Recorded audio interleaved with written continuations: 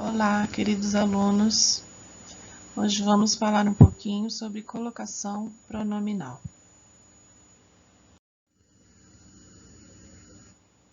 Vejamos algumas situações sobre a colocação pronominal.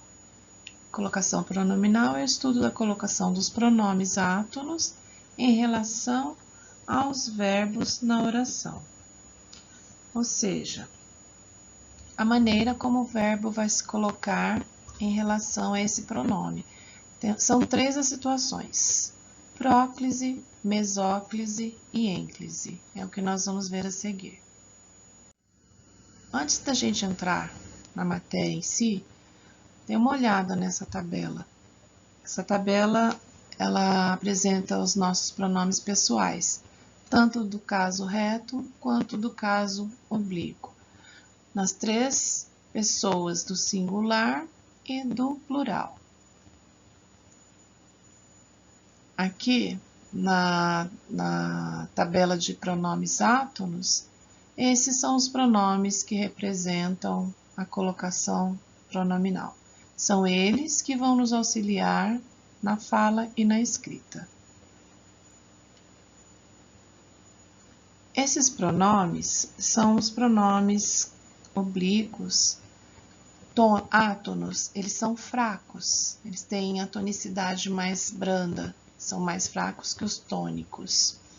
E na oração, eles sempre ocupam a posição de complemento, ou seja, ora são objetos diretos, ora são objetos indiretos. E ainda podem tomar a função de adjunto adnominal. Já os pronomes pessoais do caso reto, estes vão ter sempre a função de sujeito na oração. Isso é importante de vocês guardarem, tá bom? Quando se usa a próclise? A próclise, como eu já falei anteriormente, ela coloca-se antes do verbo. Ela vai ficar próxima de palavras que são conhecidas como palavras atrativas. São várias as palavras, tá? Nós precisamos conhecê-las para saber fazer o emprego correto na oração. Existem alguns fatores que devem ser observados. Por exemplo, palavras negativas, advérbios, pronomes, os pronomes relativos indefinidos, demonstrativos, conjunções subordinativas e outras situações. Aqui na nossa grade, eu coloquei palavras do grupo. Essas são as palavras que representam as palavras negativas. Aqui nós temos alguns advérbios. Os advérbios são muito mais do que esses. Eu coloquei aqui os mais comuns. Os pronomes relativos, os pronomes indefinidos, os demonstrativos e só algumas das conjunções subordinativas. No terceiro quadro são os exemplos. Vocês vão observar. As palavras em azul são as palavras atrativas, tá? São aquelas palavras que atraem para perto de si o pronome átono. E as palavrinhas em vermelho, esses são os nossos pronomes átonos, tá? Então, quando a gente tiver uma palavra negativa, nós teremos aí a próclise. Ela nada nos disse sobre isso. Nem me fale nada. Olha só. Nada e nem são palavras atrativas. Elas chamam para perto os pronomes átonos. No segundo exemplo, nós vamos trabalhar os advérbios já e advérbio nunca, que também são palavras atrativas. Já se resolveu o problema? Nunca te vi tão feliz.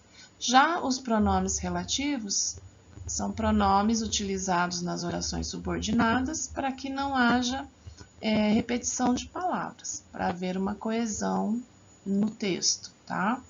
Esses aqui são alguns dos pronomes relativos. Temos outros, mas aqui eu coloquei só alguns. Essa foi a opção que me restou, que é um pronome relativo, que refere-se à palavra opção, e o me foi atraído pelo pronome relativo que. Aqui no outro exemplo, nós temos pronomes indefinidos. Tudo e todos, também considerados como atrativos. Tá certo, gente? Então, nós temos que lembrar sempre que palavras atrativas vão chamar o pronome átono para perto dele e assim o verbo vai ficar depois. Então, nesse caso, vai acontecer a próclise. Aqui nós temos ainda outros exemplos, tá? Em palavras, em frases interrogativas, utilizando os pronomes interrogativos, né? Essas palavras também são pronomes interrogativos. Nós vamos ter a próclise. Quando a gente tiver no início de uma oração, a preposição em, seguida de um verbo terminando em INDO. Verbos terminados em INDO estão no gerúndio, na forma nominal gerúndio. Olha o exemplo que eu coloquei para vocês. Em se tratando de negócios, você precisa falar com o gerente. Em se pensando em descanso, pensa-se em férias. Olha só, nós temos a palavrinha em, seguida de um verbo no gerúndio, ó, NDO, NDO, então aí vai acontecer a próclise. E temos ainda as frases exclamativas ou optativas. O que são frases optativas? São frases que exprimem desejo. Olha os exemplos. Como te admiro, uma oração exclamativa. Deus o ilumine, é uma oração optativa, um desejo. E temos ainda a situação do sujeito explícito e o verbo no futuro do indicativo. Quando tivermos essa situação, que nós tivermos o sujeito explícito lá aparecendo para nós, nessa situação a gente vai ter a próclise. E também podemos ter a ênclise nesse caso, mas a gente vai ver mais lá na frente, tá? Então, sujeito explícito permite que você pratique a próclise.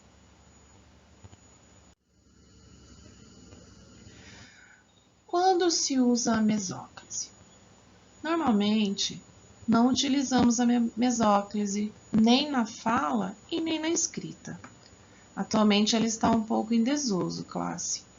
Porém, ainda não caiu definitivamente. Por isso, nós precisamos conhecê-la, precisamos estar em contato com as suas regras, porque em concursos, em provas que você vai fazer para vestibular, Enem, pode cair. Então, você precisa ter conhecimento de como e quando usar a mesóclise, tá? Nesse caso, gente, o pronome átono fica no meio do verbo. Especificamente, ele fica entre o radical e a desinência. Ó, falar-lhe é o mesmo que falarei mais lhe. Então, ó, falar é o radical do verbo e ei é a desinência de número, pessoa e tempo, tá? Então, ó, falar radical, hífen, lhe, que é o pronome átono, e ei, que é a desinência de número, pessoa e tempo. Então, a mesóclise só vai ser utilizada quando? Quando os verbos estiverem no futuro do presente ou no futuro do pretérito. Vamos seguir. Chegamos na ênclise. O que é a ênclise?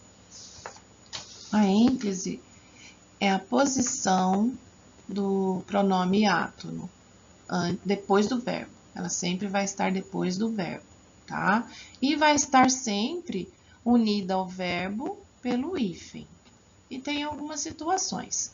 Quando é que a gente usa a ênclise? Nos períodos iniciados por verbos, porém esses verbos não podem, em hipótese alguma, estar no futuro. Nas orações reduzidas do infinitivo, já vou explicar para vocês o que significa isso. E nas orações reduzidas do gerúndio, desde que não venha precedidas da preposição em. Essa situação a gente trabalha lá na próclise, né?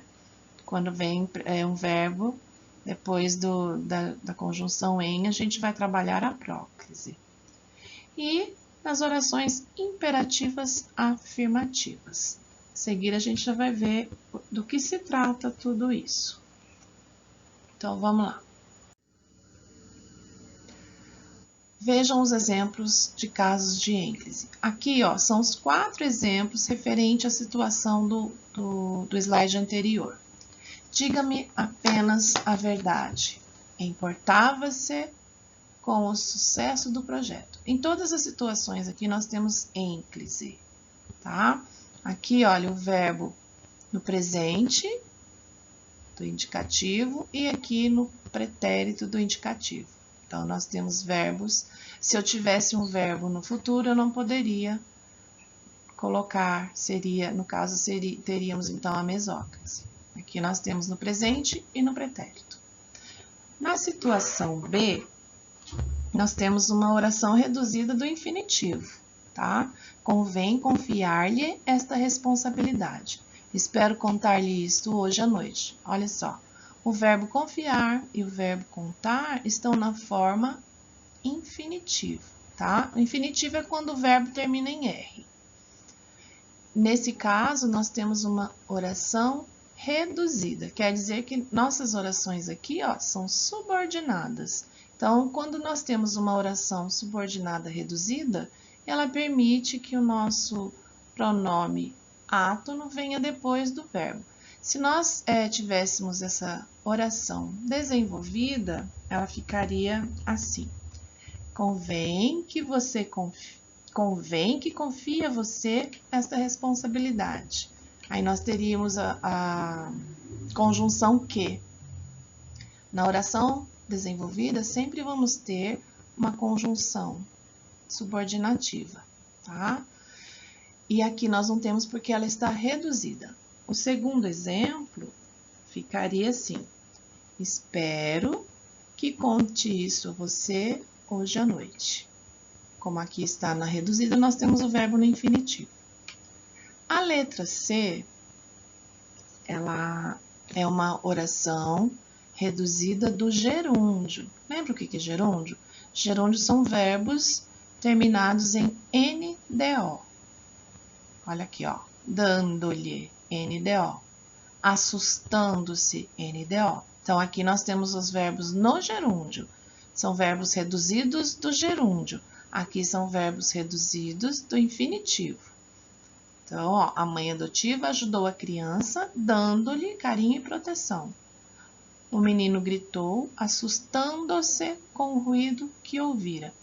Então, neste caso de gerúndio e neste caso de infinitivo, sempre que acontecer um verbo que vai aparecer no infinitivo ou um verbo no gerúndio, você vai lembrar-se que ocorre a ênclise, tá? Nas duas situações são orações subordinadas reduzidas. Nós não aprendemos isso, mas eu dei uma pincelada aqui para você e não importa para a gente. Só de você saber que confiar está no infinitivo, contar está no infinitivo, assustando está no gerúndio e dando está no gerúndio já é o suficiente para você saber fazer o emprego do pronome oblíquo átono, tá?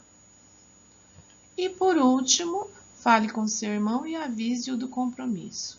Ajude-me neste exercício. Aqui nós temos verbos no imperativo, né? Que indicam, não sei se vocês se lembram, mas o imperativo, ele dá uma ordem, ele exprime um convite, um conselho ou um desejo. Quando tivermos verbos exprimindo qualquer uma dessas situações, nós vamos ter aí, então, a ênclise. Observações importantes. Primeiro, gente, a tendência para a próclise na língua falada é predominante. Hoje nós temos mais o emprego da próclise do que da ênclise e da mesóclise. Por conta disso, é que nós temos muito mais regras na próclise. Iniciar frases com pronomes átonos é aceito numa conversação informal e totalmente inaceitável na escrita ou na fala formal. É muito errado você começar um texto com um pronome átono, como por exemplo aqui, ó. Me alcança a caneta? Me empreste a borracha? Totalmente errado você começar um texto escrito. Linguagem informal ou coloquial, como eu já falei para vocês, é permissiva. A linguagem formal, culta, ela não permite nada, ela só permite as regras. Tá? O correto aqui, ó, na linguagem escrita é isso aqui, alcança minha caneta. Para que ocorra próclise ou mesóclise, é necessário haver justificativas. Se o verbo não estiver no início da frase, nem conjugado nos tempos futuro, do presente ou futuro do pretérito, é possível usar tanto a próclise quanto a ênclise. Aqui nós temos todos os exemplos aqui embaixo, são de ênclise e próclise. Eu me machuquei no jogo, eu machuquei-me no jogo. As crianças se esforçam para acordar cedo, as crianças esforçam-se para acordar cedo. O que acontece aqui? Aqui, em todas as frases, nós temos sujeitos explícitos.